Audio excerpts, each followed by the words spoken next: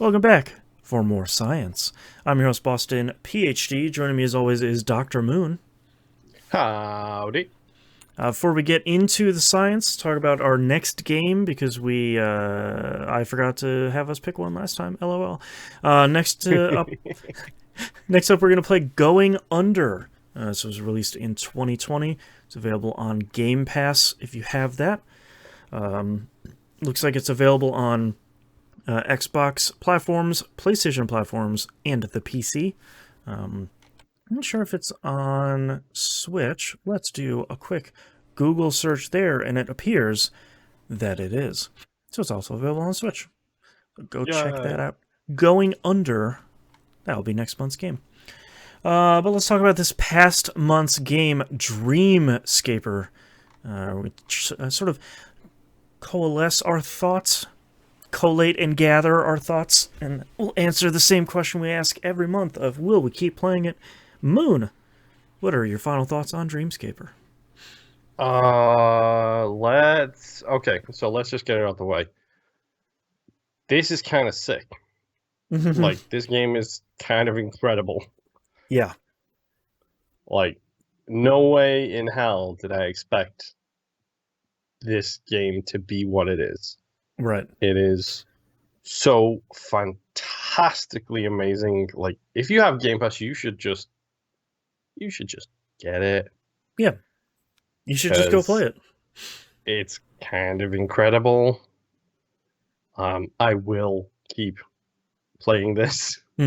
Like, I was really annoyed with myself because I didn't have any time to play this between last episode and this episode. Sure. So I was very, very annoyed with myself for not being able to, sit down and actually play it during the time. It's really good. Yeah. Like, yeah, go play it. I share the same overall sentiment of, you should go play this. I think it manages to kind of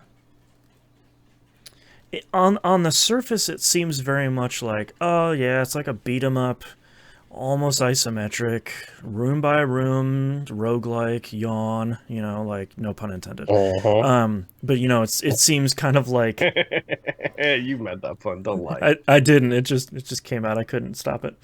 But it very much seems like, on the surface, just another roguelike. But man, when you start digging into it, the combo system, the weapon mastery, the upgrades, crafting, making the game more difficult, like you have so much stuff in there that on the surface feels, Shouldn't work. not even that it shouldn't work, it just feels like, sort of like, okay, yeah, I can craft new stuff, cool. But all of the stuff that's sort of in the waking world really does fit well together. It fits so well together that it feels really beneficial and impactful every time you do one of those upgrades. In a way that I think a lot of roguelikes don't ever. They have all these kind of systems that are floating around and they never really connect up.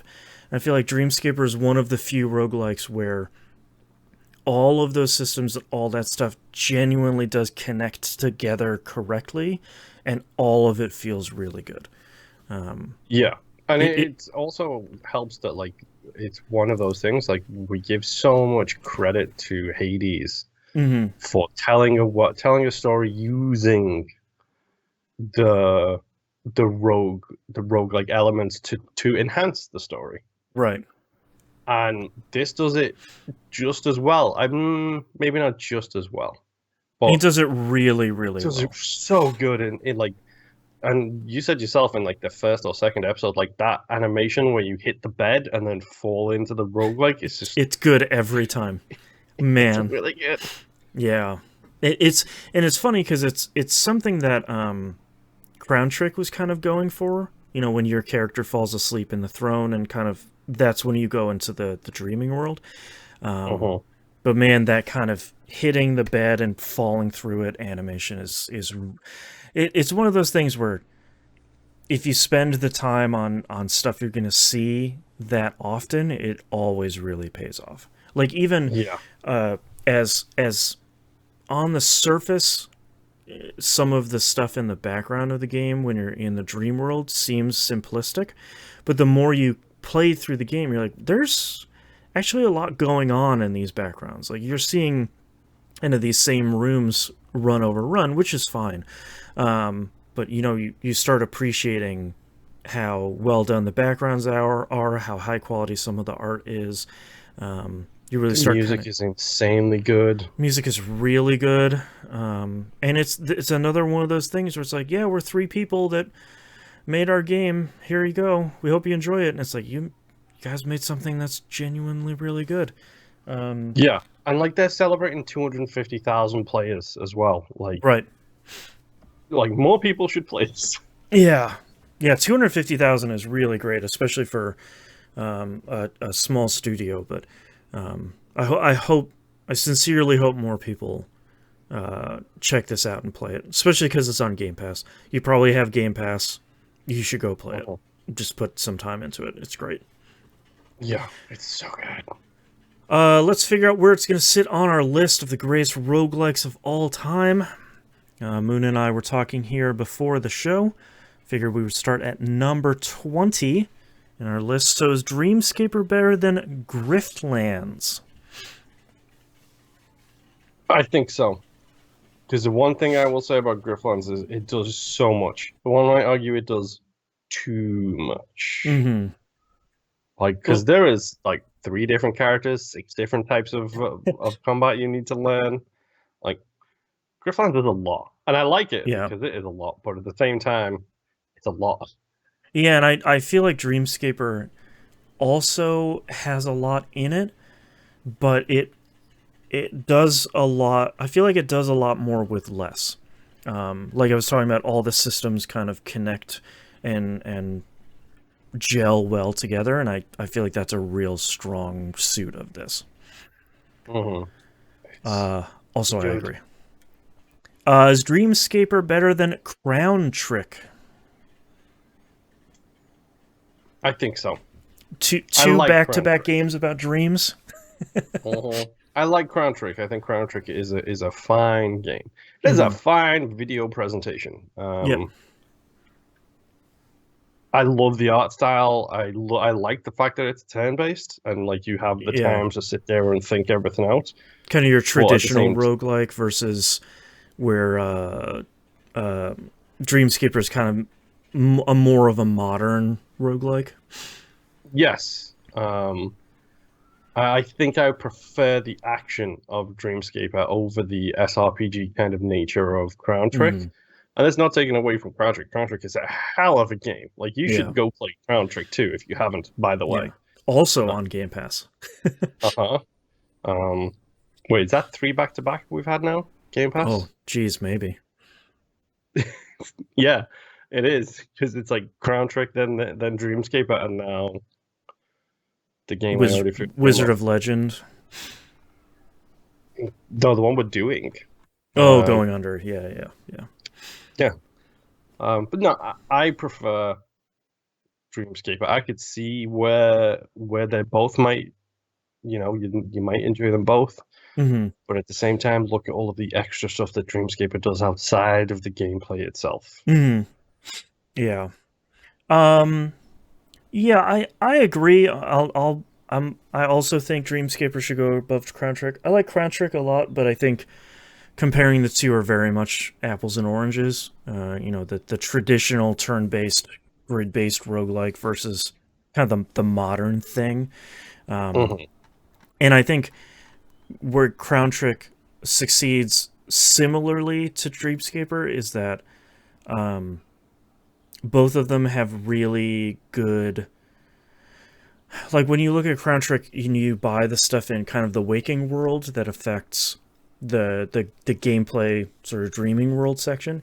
Those are also really impactful upgrades. But I feel like at some point you hit a huge brick wall that I never really hit in Dreamscaper. Like Dreamscaper, I'm always making a little bit of progress every run, or I'm like, oh, I just need one more run to buy this next upgrade. I'll just get in there and I'll just do it real quick. But I felt like there were kind of multiple brick walls with Crown Trick in that regard. Yeah. Yeah, and not even to mention, like, did you manage to beat the first boss? In Crown Trick? Crown Trick. No, I never beat the first day or whatever they call it, like so, whatever the first dungeon is. So like you didn't even get access to the crystal that let you upgrade your stats. Exactly. Kind of thing. Yeah. Whereas I kept within the first week or two of this, we were like, oh crap, there's a social element. Oh crap, right. There's this. There's I'm that, crafting. I'm chatting. Social links. Yeah. Uh-huh. All right. Here's a big one. Is Dreamscaper better than Spelunky? Yes. Yeah. Mechanically, Spelunky is arguably one of the most perfect games that ever exists. It's like we keep saying, it's a classic for a reason. Mm-hmm. So mechanically, it is absolutely incredible. Mm-hmm. I think as a total package, Dreamscaper takes it, and it does my favorite thing that modern roguelikes do, which is takes all of the mechanics and adds story to it. Yeah. Yep. And it takes that and it gives you progression. You get stronger, you get better. It's not just about a Twitch-based thing. Right. Well, and kind of like how we were talking with Crown Trick versus Dreamscaper, is those are two kind of not opposing, but they're kind of on the opposite ends of the spectrum from a gameplay perspective. I feel like Spelunky versus Dreamscaper are opposite ends of the spectrum from like a design ethos, like a design idea, where Spelunky very much is, we're going to have a focused, super tight experience that controls perfectly. And Dreamscaper is, we're going to have a really solid game that controls really well, and it has all of this great stuff around it. And, it might not control as perfectly as something like Spelunky does, but I think Dreamscaper still controls and plays really well. But I think for me, all the surrounding stuff is the stuff that pushes it over Spelunky for me. Yeah. It's so good. Is Dreamscaper better than Descenders? I love Descenders so much. My baby. It is. I mean, come on, let's face it. Who has been punching the other than the makers of the game? Have you heard anybody talk as highly as Descenders as me? That's right. It's a BMX roguelike game. I mean, come on. Yeah, a secret roguelike. Uh-huh. Yeah, it's better. It's more polished. It was more finished right off the get-go. I mean, you had how many months worth of menu issues with Descenders because of some weird reason that I don't even know. Yeah, some weird bug that wouldn't go away. Yeah. Yeah, Descenders is great. Descenders is one of my most charming video games of all times. Dreamscaper is better. I will agree. Is Dreamscaper better than Wizard of Legend? See, this is the fun part because they're both action roguelikes. Yep. They're both run-based. They both get harder as you go down, as most of these type of games do. The difference is Dreamscaper feels doable. Yeah. Like that third floor on Wizard of Legends. Yeah, like fighting impossible. That first boss is just like, wait, what? I'm supposed to do this already? And I'm sure you could make the argument in kind of the base level of Dreamscaper that once you fight them once or twice, the bosses are probably a bit on the easier side. You can go in and you can, before you go start a run, you can make the bosses like, move faster and have more health and stuff like that. So you can do that, but Wizard of Legend, man, sometimes it was feast or famine for a lot of those runs where it's just like, okay, this is not going to come together and I don't have enough money to do anything and I'm supposed to fight a boss now. This is boy, this is not going to happen. Uh-huh. Yeah. Yeah. I like Wizard of Legend. Wizard of I Legend think is it's great. great. Yeah. Oh, Descenders is better. Not Descenders. Dreamscaper. Yeah, I will agree. For I don't know if it's any one thing I can put my finger on and say like, well, Dreamscaper does this thing better. But I think for me it's kind of the sum of its parts are kind of, Mm-hmm. you know, it's all very good. Is Yeah. Dreamscaper better than BPM bullets per minute?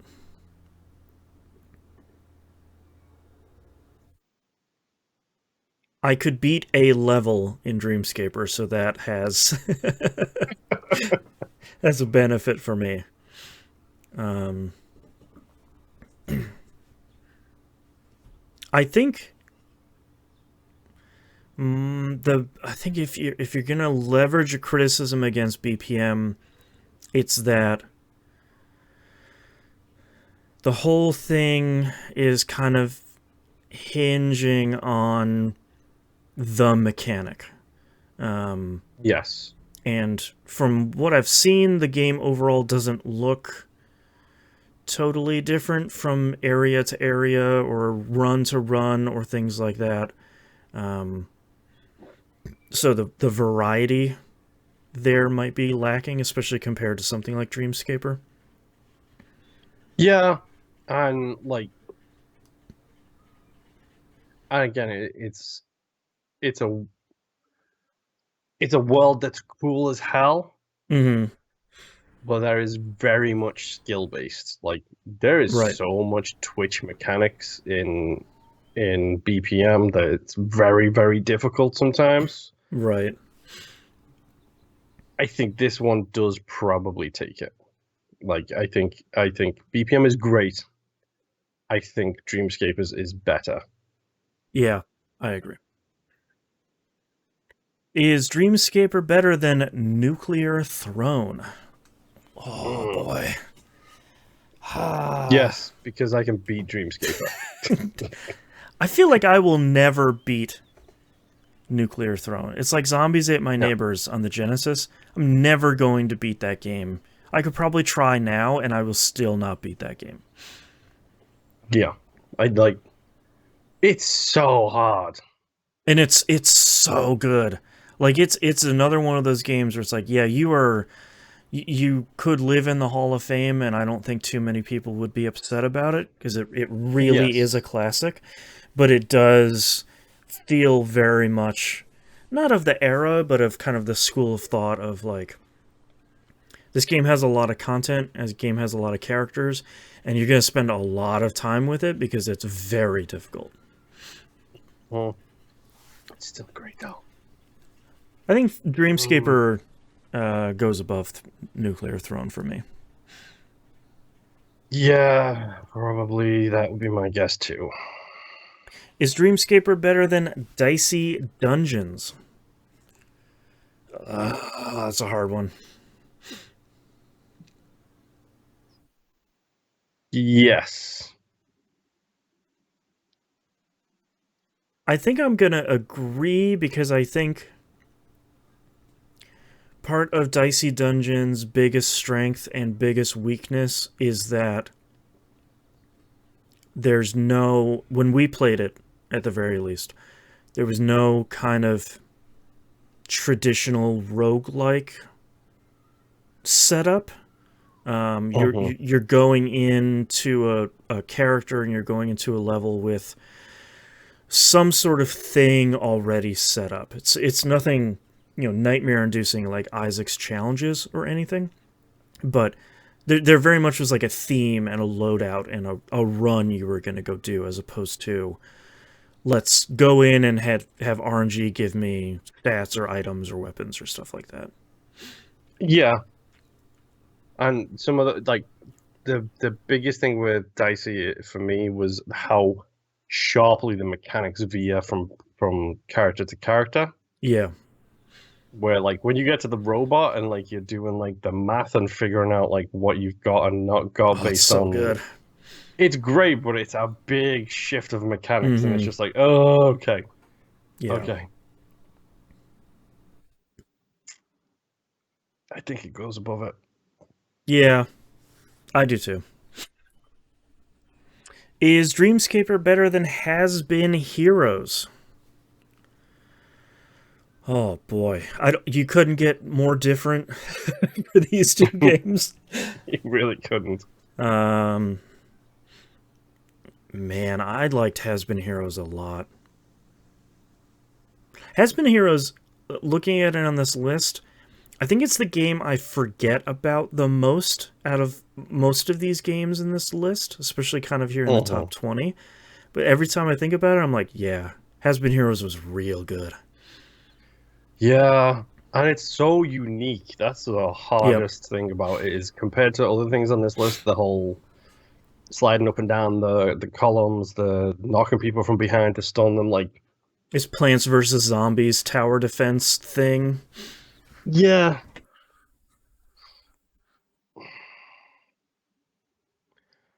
I think they're both about as good as each other. I prefer Dreamscaper. Yeah, I think that's the Cliff's notes for me too. Is I like both of them, and Dreamscaper I think sits above Has Been Heroes for me. Yeah, Again, not I, because of anything specific, but I think if I'm gonna go back and play one of these two, I think I would naturally be I like, could. yeah, I I want to play feel more like I could Dreamscaper. jump into Dreamscaper. I could Yeah. not jump into Has Been Heroes, and if I did, I would die in about 4 seconds flat. Right. Oh boy, is Dreamscaper better than Enter the Gungeon? Oh boy. We're getting to the big boys now. Yeah. And when I say big boys, I mean huge boys Yeah. because we've already hit some big boys on the way past. Yeah. Um, you take this one first, I think, because this is the toughest decision for you because we know how much you are obsessed with Enter the Gungeon. Yeah. I this one is really tough because I like Enter the Gungeon a whole lot. It's probably one of my top five roguelikes of all time. But recognizing that it's really difficult and the the progression ramp on that game is really slow. So you're gonna play for weeks and weeks and weeks and weeks and finally beat the third boss. Like it Yeah, it is a very difficult affair. Um, this is really tough because I think Gungeon started small, got really big. I think the team over at Dodge Roll really did love the game, but I feel like when you look at Dreamscaper, I think all of its ideas came together a little bit more cleanly. Um, Mhm. I think Enter the Gungeon, I think, is probably a better controlling and maybe a bit more fun to play on kind of a moment to moment basis. But everything outside of kind of the shooting and the rolling doesn't always come together. And Yeah. it's brutally difficult when you're first starting out. Like, it's great if you want to buy Oh, one game and yes, play it it for is. 6 months, um, but it is rough. Yeah, I'm so torn on this one as well, to be honest. Like, I could see, I could see it being above or below Gungeon. To me, it's not a hard stop. It's not like there's no way that Descenders could be. How could you? mhm. Um, but it's definitely not like a given for above or below. Yeah, What does Louise think? She just wants to rub your beard. yes, she does. I'm honestly torn too. I might put it above it just because like I said, I think I could continue to jump in and out of Dreamscapers, whereas I would probably struggle to do so Gungeon, yeah. um with Gungeon. Like I've tried to go back to Gungeon a lot. Like I will load her up, do like a half a run, and be like, I'm so bad at this. Right. But at the same time, it's also Gungeon. It's there for a reason. Hmm. I feel like I could put Dreamscaper over Enter the Gungeon. You could probably ask me tomorrow, and I'd be like, "No, what are you, It'd crazy? be different, Absolutely yeah. not." But I think it can go above Gungeon by like a smidge. If that's the case, then the question becomes: does it go above Risk of Rain? No. That was emphatic. I could maybe be talked into it, but what do you think? Dreamscaper over Gungeon? We can't have a tie, unfortunately. Otherwise, then maybe they would tie. But From an accessibility point of view, not the game options accessibility, but just being able to jump in and play. well, and both with the game options, it does have lucid mode, so you have the sort Oh, of true, Hades it god does. mode in it. Mm-hmm. For me, Louis, that noise you're hearing is Louise's furry body pushing the microphone away from Moon. yes, it goes above Enter the Gungeon. Okay.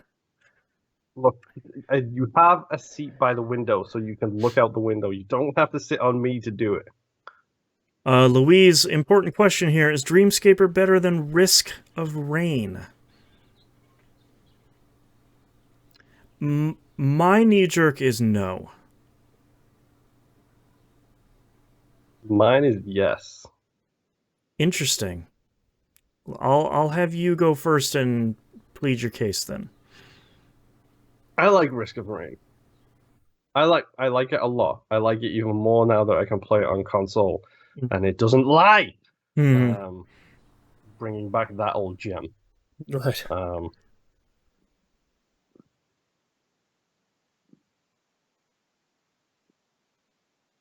I think Risk of Rain is too obscure.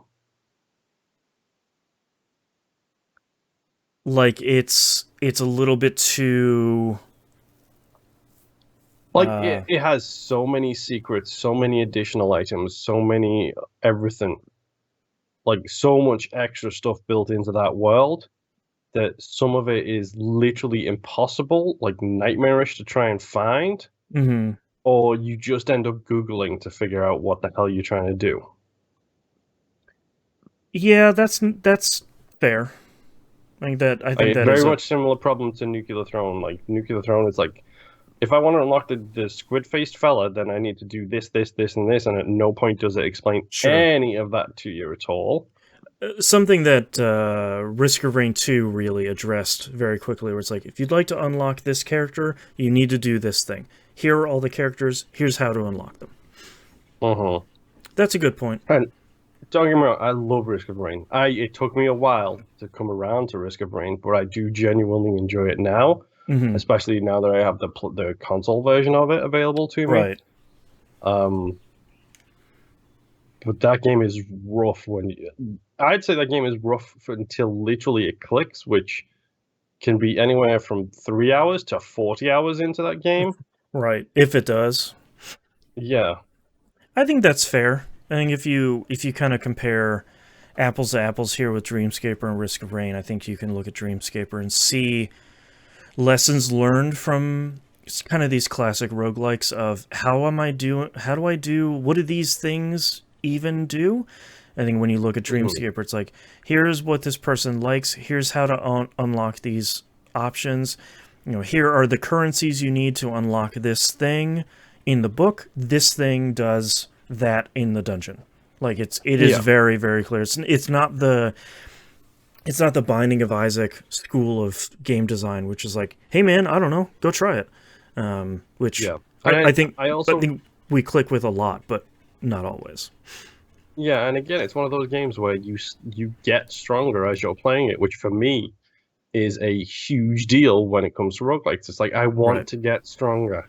I want my time invested to mean something other than just Twitch-based responses. And Risk of Rain is one of those games where you get different characters and how you use them and stuff like that obviously can change the way you play the game.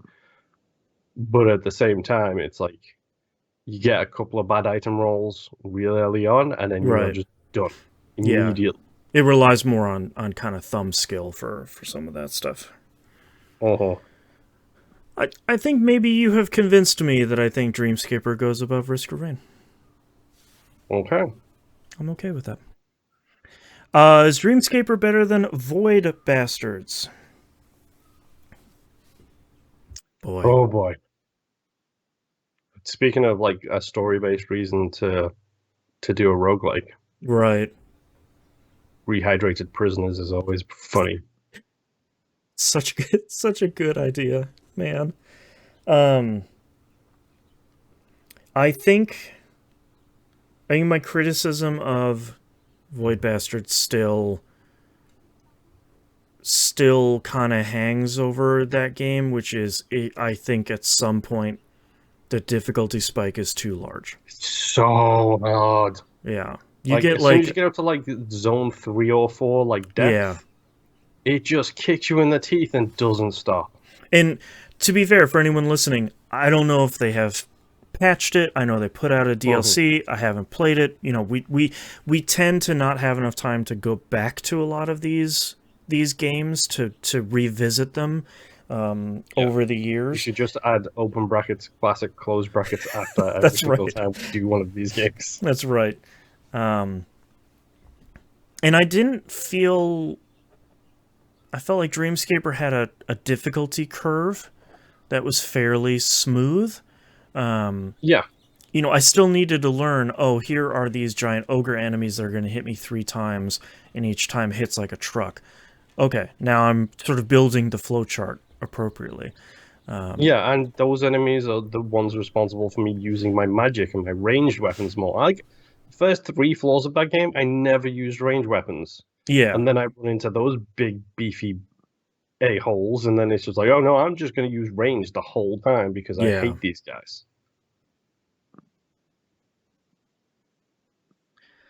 I would probably put Dreamscaper over Void. Your instinct, me too, to be honest. Yeah. Like, I like Void. It has some like some of the funniest lines that come out of the characters is hilarious. And it's another game I would like to revisit at some point because I think about it. I'm like, yeah, I'd like to play more of that. I had a good time with that. Yeah. And you've also got to keep in mind, folks, that we are looking at these on basically a 4-week time period. Yeah. Like, I'm sure if we had 76,000 hours to put into these games, I'm sure Gungeon would probably be much higher on the list. Sure. But we don't have, you know, I got 4 weeks. Thousands of hours. Yeah. You know, to put into it. There's a reason we don't 100% each of these games. There's a reason why we only spend a month with them. Yes. Otherwise, we boy. would still be on episode like 111. That's right. Is Dreamscaper better than Neon Abyss? Oh, this one's really tough. I like Neon Abyss a whole lot. Another one like Dreamscaper that kind of came out of nowhere, and we're like, this is incredible. Like, where has this game been? Yeah.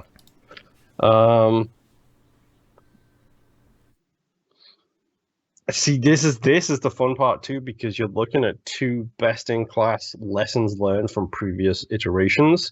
That's One true. could argue that Neon Abyss is best-in-class learned from games like Isaac, things like that kind of style, and Dreamscaper is learned from things like Hades, like Wizard of Legend, things like that, and it's learned from those mistakes. So you have 2 different kind of roguelikes, but both have taken lessons from the games that came before them and arguably improved on some mechanics of it. Right. Get away from Facey, please, Luis. feel like my knee jerk on this one is that this is where it stops.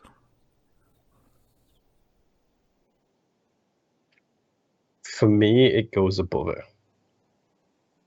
Why is that?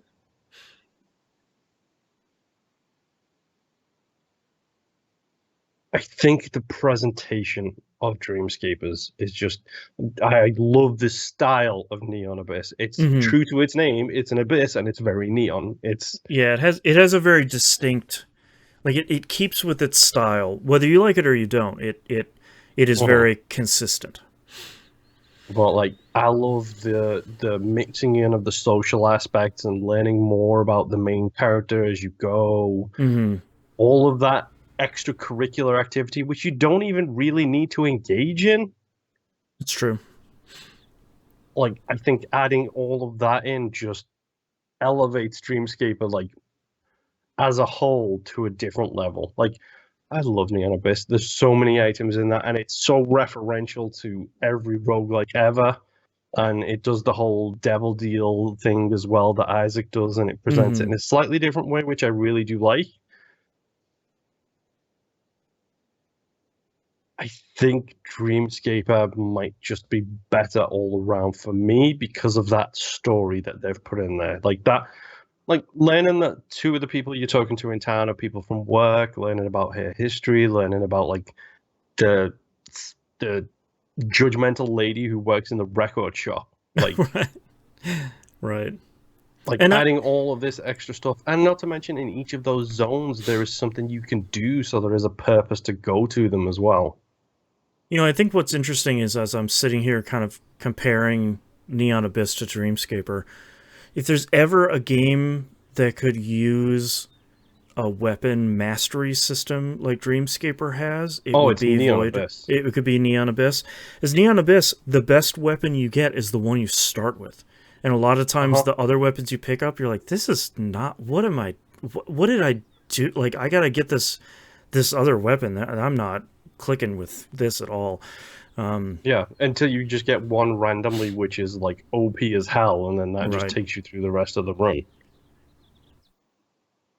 With like the variety of weapons in Dreamscape, like all of them feel useful. Like I haven't found one specific that I like more than any Right. of the rest, because you also get that random perk roll system where sometimes like a weapon that you're not a fan of will have like shooting darts out at the end of it whenever you attack with it. So And I feel like I haven't picked up a bad weapon in Dreamscaper, which now that no, I'm I don't now that I'm think thinking so. about it is pretty incredible. Yeah, dude, have you picked up the breaker sword yet? No, I don't. I It's still so have not found huge. that. It's ridiculous. I like your point of Dreamscaper, the social stuff mattering, because I think what I forgot about Neon Abyss, as much as that game controls really well, is really tight, has that really fun egg system, the stuff out of the runs It means doesn't nothing. matter at all. It is just a place to switch characters and maybe now kind of like do a lockout system for weapons. Okay, I think Dreamscaper can go above Neon Abyss. I agree with that. If this is probably where it stops for me though, is Dreamscaper better than Into the Breach? No. No. Dreamscaper is really great, but come on. I hate SRPGs, and Into the Breach is one of the best video games that's ever been created, period. It's one of the best puzzle games that two people have made together. Uh-huh. Like, Into the Breach is a masterclass. Yeah. And we haven't even covered FTL, dude, by the way. I don't know what we're gonna do when we play FTL. Heaven help us. Right to the Hall of Fame. Not even gonna bother with it. Yeah, I agree. I think Into the Breach is such a like a masterclass in puzzle game and roguelike design that I think. And literally, they tell you everything. Like, Yeah. they tell you everything that is going to happen in the next turn, Yep. and it's up to you to figure out what the solution to that is. Yeah, I mean, let's also face the fact that the level design is incredible, the art design is incredible, the music is insanely good. Yep. They have the whole create your own squad options and different tanks. I That's almost true. said onesies and Right. different loadouts and things like that. Like Right. All right. Into the Breach is again one of the best in class of that type of game. Like if you're looking for an SRPG version of a roguelike, Into the Breach is the best of that kind. Mm-hmm. All right, well, congratulations to Dreamscaper for being number 8 in the top 10 of our best roguelikes of all time. A game that clearly, if you're listening to the show and you have not played it, you should probably go play. It's really good. I wish it was on PS4 so I could play more of it. It's just kind of not on my daily driver console. Yep. And I don't begrudge them. They're a very small team. Yeah. So, yes, go play Dreamscaper. Number 8. Next month's game will be Going Under. We hope you'll join us all for that next run. Bye. Bye.